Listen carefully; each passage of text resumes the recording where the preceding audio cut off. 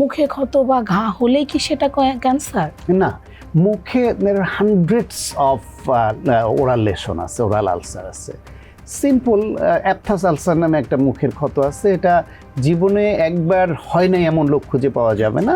সেটা অনেক সময় মেন্টাল স্ট্রেস যাচ্ছে, পরীক্ষা সামনে, বা চাকরি বা ফ্যামিলি প্রবলেম, যে কোনো ফর্মে মেন্টাল স্ট্রেস, ঘুম হচ্ছে না, দেখা যাবে মুখে একটা ঘা হয়েছে, খুব পেইনফুল, এক বা একাধিক ঘা হতে পারে। আবার এটা চিকিৎসা করা বা না করা 7 দিন 5 দিনের মধ্যে আবার ভালো হয়ে যাচ্ছে। কারো খুব বেশি হয়, রিপিটেডলি হয় অ্যাপথাস আলসার, এটা এমনি হচ্ছে। এটার আরও অনেক কারণ আছে, সেদিকে না গেলাম, যেহেতু আমরা ক্যান্সার নিয়ে আলোচনা করছি। সেরকম অটোইমিউন ডিজিজ আছে, শরীরের রোগ প্রতিরোধ ক্ষমতার সঙ্গে সম্পর্কযুক্ত এরকম কিছু ক্ষত মুখের মধ্যে হয়। কিছু আছে যেটা বললাম যে প্রিম্যালিগন্যান্ট লেশন, সেরকম কিছু হয়। কিছু আছে আপনার যক্ষার কারণে বা টিউবারকুলোসিসের কারণে টিউবারকুলার লেশন হয়।